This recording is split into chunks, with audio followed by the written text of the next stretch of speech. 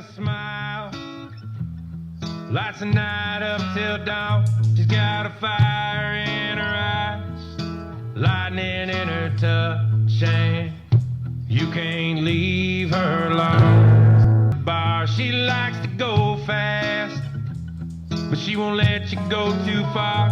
And if you try to push too hard, you might end up with more than you bargained for. She's a devil and an angel, all wrapped up in one. She'll make you wanna stay, she'll make you wanna run. She's a wild horse, you couldn't break her if you tried a million times. She likes that way. Okay, that was Miss Kara's road song. She's an angel and a devil all wrapped in one. Okay, Kara, this is season 1, episode 8. Say hey, Kara, where people know. Hello, everybody. Let's talk about sports a little bit. Purcell softball. You want to give a rundown on what happened this past weekend, Purcell softball? Sure. First, congratulations, ladies. I'm proud of each and every one of you. You did a great job. We played on Thursday against Verdigris and beat them 3-1. Then came up on Friday, and we were up against number 1 Blanchard. Beat them 6-5. It was a nail biter all the way through. We came back from way behind. It was a fabulous game. I could not be more proud. It was fantastic. And then we played on Saturday for the championship against Weatherford and came up short. The ladies played hard. They went out there and gave it their heart, but I think their brains got ahead of their actions. So I think their nerves got a little bit to them, but they still got to be proud. Yeah, I mean, hey, they're second in the state. It's kind of hard to not be proud of that, everybody. So Miss Jones, good. Sarah Jones, our coach, she's district coach of the year. We've got, 5 players that are on all district team, 3 more that are on the second all district team. They are pretty stout. Coach Jones is just phenomenal. She is so talented and has such faith in these girls, and just brings the team together like no other. So shout out to Sarah. I'm really proud of you, hon. I'm an old Lindsay Leopard myself, and Lindsay Leopardettes was in the softball championship also. They got beaten in the first round by Chandler 6-0. So kudos out to them. They did well. Anyway, let's go to Purcell football. They played North Rock Creek, and they got beaten 42-21 in that game. So the boys they're having a little bit of struggle this year. They're very young. There's some talent, but like I said, when you're young and you're building, we had a fantastic season last year, so it's really tough when you lose that many seniors and come back through. But they're giving it their all, and I'm super proud of them. So good job, Coach Dillard. You're an amazing coach, and just keep on pushing. Y'all are going to be fine. Going back to mighty Lindsay Leopards, they beat Marietta 46-6. So good job, Leopards. Kind of briefly touched the Oklahoma Sooners debacle. This played South Carolina at home, and Kara and I went to the game, and I think it's within less than 6 minutes. I want to say 4 minutes. We look up and we're behind 21-0, and said, "Oh my God!" No, actually, I didn't go to that game. I was at the state playoff. Yeah, you didn't. Yeah, I had to make a choice between OU and Purcell, and I chose Purcell. Yeah. So, but anyway, the Sooners they really struggled there, and appears that they're going to regroup, and Coach Seth Luttrell let him go, and they're going to regroup, and I think they got Joe John Finley's going to fill in that spot for the time being and see what happens the rest of the year. But they gotta get their offense going one way or another. Poor defense has got to be exhausted. Yes. They're playing lights out. Anyway, I want to jump from sports to travel.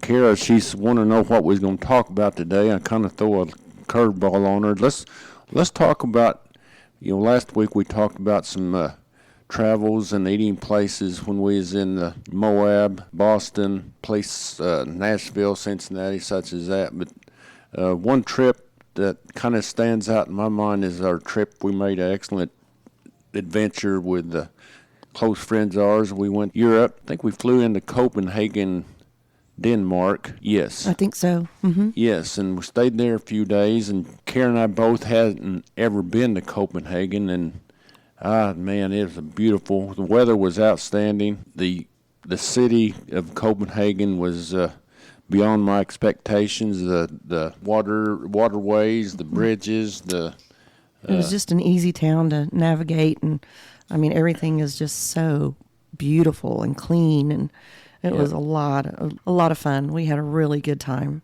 Yeah, We'd gladly go back.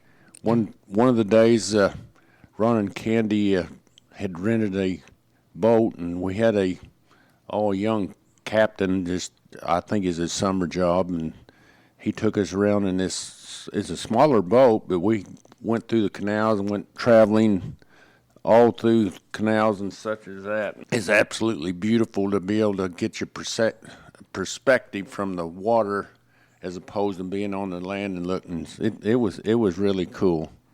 It was thanks to them, because it was a highlight of the trip. It was a lot of fun, and like Bob said, being able to see it from the water and look at those buildings and the weather, and it just the whole package was, the company, everything was just perfect. Yeah, one story, Ron and Candy had been to, I think it's Switzerland, a few years prior, and Ron and Candy are talking. And Ron, he told Candy, he said, "Man, I want some Swedish meatballs." And Candy looked at Ron and said, "Ron, do you realize you're in Switzerland? You're not in Sweden."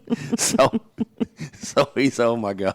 So anyway, I'm going to segue back. We're in Copenhagen. I looked at the map and I said, "Heck, we can go over here to Sweden on one of these rapid transit trains and be over there in less than an hour." So we jumped on it, went to Malmo, Sweden, and I'd found a place that served Swedish meatballs, and we had. By golly, we went straight there. Yeah. I think it was no lunch or We had lunch. Yeah, it was lunch, and we ordered the Swedish meatballs, and they had some other stuff. What's those little berries? Lingonberries. Lingonberries. I had never even heard of that, and that was part of the toppings or something Oh, it for was the so good. Swedish meatballs. And anyway, Ron got to eat his Swiss / Swedish meatballs that day. So anyway, after we left Copenhagen, then I think we flew to Hamburg. Yeah, because we went to visit the kids. Yeah, we went to Hamburg. And we stayed in downtown Hamburg with Ron and Candy, and that's where our German family's just within an hour drive of more like 30, 45 minutes from their community of York to Hamburg. So we got to meet them. We went downtown and walked around the shops and plazas and the parks and all that good stuff one day. Then I think the next day or the day after, we took the train and went to York. Their city. Christian he had planned on cooking out for us, and we had a outside charcoal barbecue. He did an outstanding job of that, and he furnished Ron and I with some local beer called Astra. They keep the Astra or the beer in their basement, and needless to say, Ron and I we kept Christian busy going down in the basement and bringing back the beer at Astra's. And to the store. And back to the store. And back to the store. Yeah, he ran out. But anyway, we went there and had an absolutely grand time with that. Then we took the train back to Hamburg. Then I think from Hamburg. Did we go to Amsterdam? We took a train from Hamburg to Amsterdam, and it was it was a 4, awesome. 5, 6 hour train ride, but it was awesome though. It was awesome. It was relaxing, and they had beautiful. The scenery was outstanding. They had a place where you can get adult beverages and do all that good stuff. So anyway, we ended up in Amsterdam that evening, and I can't remember if we went to eat out somewhere or not, but we did definitely walk around and see the red light district and at night there. Then the next day, Candy had cured a tour guide that took us around some of the city and showed us some artwork at the museum, some of the buildings that had special meanings down there and how old they were and the history of that. We did that for about an hour or two, and me and Ron, we kind of looked and said, why don't we go find us a little place to go, have a drink of beer? And tour guide ladies, he said, well, don't you want to see some of this other stuff? And Ron, we convinced her that she ought to go to the bar with us. So she said, okay. So she went. Works for me. She went to the bar, and we went to the bar, and we go into the bar, and It was the coolest pub. It was was really small. it was a really small pub, and it was the guy that was working. He was the owner, big burly guy. I mean, he's big and stout and deep voice, and we got to talk to him a little bit. And he said, "Where you folks from?" And we said, "We're from Oklahoma." And he says, "Oh my gosh, my son is in Oklahoma right now. He's doing that Route 66 trip from Chicago to California, and he's in Oklahoma right now." And he said, "Matter of fact, I texted him not too long ago. I told him, I said, well, text him, ask if he's been to the Red Circle Barn yet, near Arcadia." So he texted him, and his son texts back, said, "How in the hell do you know about a red round barn in Arcadia?" And he told him that there's 4 Okies here. Crazy Okies. That are here. Anyway, that guy was outstanding. We got to go behind the bar, and he took some pictures with us. And he and his son were huge into Route 66 and the U.S. History behind that. And it's amazing how many Europeans are really intrigued by the Route 66 road. And a lot of people take vacations over here to do either all of it or a portion of it. So that was pretty cool. Karen and I we decided to go to the Heineken Brewery it's in Amsterdam, and we went to it, and it was awesome. They kind of had it set up for, I'd say, younger generation, as far as they had some psychedelic lights and music and kind of these that were usually, I would say, be geared toward the younger people, but it was. It didn't deter us. Yeah, it didn't deter us one bit. But we took a tour around how they made the beer and their stuff, and then you go in this one portion, and they give you an opportunity. Had a beer pouring contest, who could pour the quickest correct pour. Mm-hmm. And that was cool. That was cool. It was pretty fun to watch. We in Amsterdam, we took another boat ride through the city. Thank you, Candy and Ron.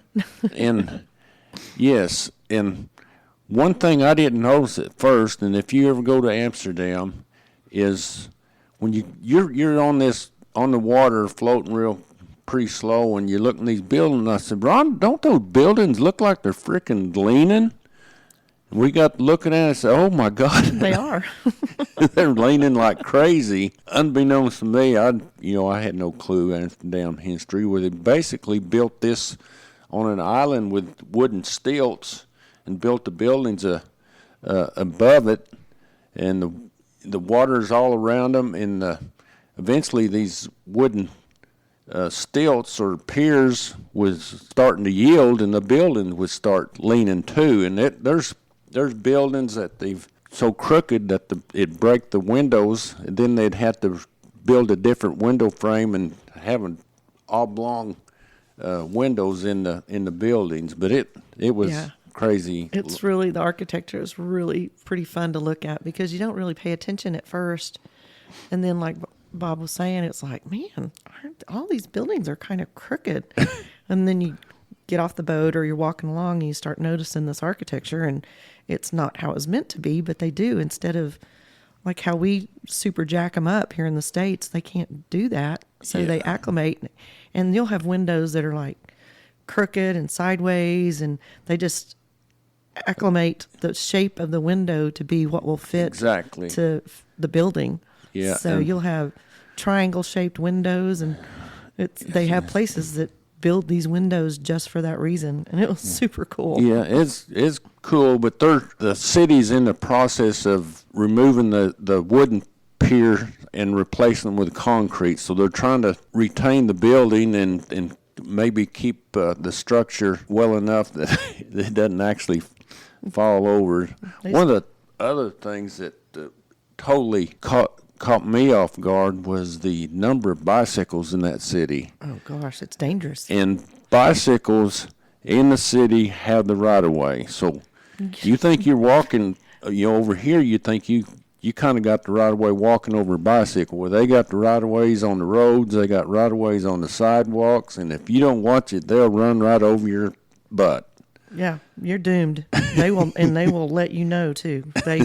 They're not pleasant about it if Yeah, you're they're a stupid American. so that's for sure. Yeah, we had a little learning curve with the pedestrians versus bicycles. Bicycles have the right of way there, but it was a really interesting city. We had a good time there, and that's when we flew back to Copenhagen. Mm-hmm. Yeah, towards the Ron and Candy's was ending their trip. They spent another day in Copenhagen, and Karen and I. Yeah, they stumbled into that race. Yes, the car race. Yeah, they stumbled on the last day. We was split up, and we was sitting at the bar and was looking at some documents stuff, and opened a little folder. I said, "There's some sort of Monte Carlo type car races yeah. or something like that." And Ron got looking at it, and know until we got back that they had gone to that and said it was within an hour of their hotel, and they went to it, and they said these older model cars that had these race going into the city. He said it was awesome. Well, they loved it. They said it was super cool. But then Karen and I, we did a side trip to meet our German family in another part of the country of Denmark. It's about a 4 or 5 hour drive from Copenhagen. Place, I think we stayed at Augustiner, and I can't think of the actual kind of the resort where they were staying, but it was they kind of Airbnb'd a cabin, big yard, and plenty of accommodations, and it's right there within walking distance of the Baltic Sea. And I'd never been near the Baltic Sea and such as that, so we got to walk to the Baltic and walk in the water and do that good stuff. And our German family had the Airbnb. Karen and I, we stayed in another little community about 5 miles away. Yeah, it was really close. And I think that was the town Augustiners where we stayed. And so I was trying to look at the pictures that I and took. it was just it was a small, kind of almost a glamorized bed and breakfast type situation. Our room was really small, and we was at the second floor in an old building, wood floors. We come in late, and you trying to be quiet, and creaking, creaking it everywhere. wasn't quiet. Then in the mornings, you get up and they a breakfast with a menu, and I usually go down a little before Kara and check it out, and then we were right there, the little cove with some sailboats and stuff, and it was awesome. One kind of a side story, next day about noon, was getting ready to go see the German family, and where they was at the Baltic Sea. Kara said, "I want to stop and get a bottle of wine," and we pulled up, and I'll let Kara kind of talk about it. And I'm over in one part looking at stuff, and next thing you know, she found what she thought was wine. Go ahead. I can't read German, so it's a little Well, tiny it definitely place. said wine. Yes. And so I was just shopping around, looking at stuff, thinking I was doing the right thing. And the gentleman behind the counter, Yeah, you took it to the counter. I took it to the counter, and he looked at me because I'd said wine when I walked in, so he knew what I was doing. And looked at me, and we tried to converse. And he was saying 9, he was which telling me is no. And I was like, I don't know what to do. Karen was saying yes. He goes 9. And they get feisty pretty quick in a friendly way. But he's an older he was gentleman. much older. We found in the smaller cities, the older people usually don't have a good grasp of English, and shame on us, we don't have any grasp it's their of German. country. So, and then all of a sudden he's getting frustrated with me because I won't listen, obviously, because I don't know what he's saying, except for no. And then he gets a kid from in the back that comes out, and he was like, "Ma'am, this is not non-alcoholic. This isn't wine." This is it was non-alcoholic wine. Yeah. It just basically grapefruit juice. Grape juice is basically what I was trying to buy. So they straightened me out pretty quick. Yeah, so Kara finally got and we went and found the wine that had the alcohol in it, and And yes, I the felt like a older dumbass, gentleman so. was he was smiling real big, and we said, "Hold on, donka." he was getting a good giggle out of Yeah. my ineptness. So, Yeah. but he was very sweet. So anyway, we got to spend a few days there, and then we went to this.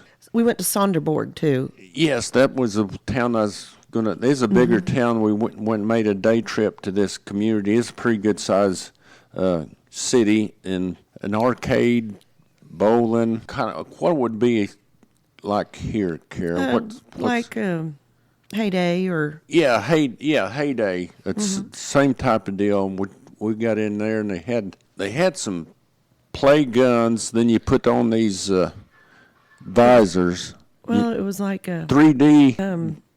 paintball type thing. Yeah, but you it's a don't, paintball, but it's not. There's no. but you put on these visors. So Christian and Raphael and Colin and Charisma, they played this game, and I could just imagine what these, trying to shoot at each other and all that stuff. It was hilarious to see them do that. But anyway, Well, that's what I'm looking at all the pictures. There was that She's- big pirate-looking ship that was really cool. The kids loved seeing it. There's all those things that the kids were climbing on. I mean, it was just a gorgeous town. but anyway, that's The Strand, there was an area went, and then the kids.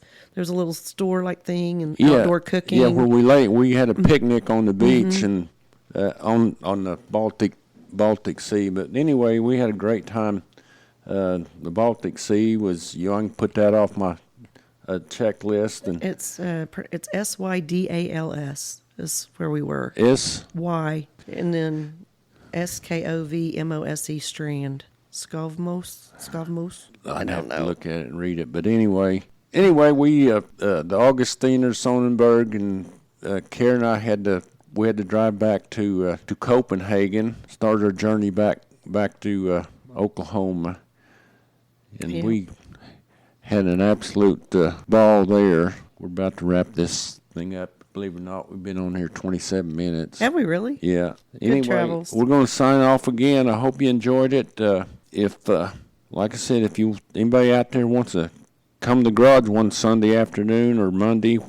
I'm on fall break. That's why I'm doing this. Yeah, on that's Monday. what's on Monday. It's kind of got us screwed up. But holler at us and we'll get you on here, and we can talk whatever hell you want to. So we're going to sign off again. Have a great week, everybody. Love you guys. Bye.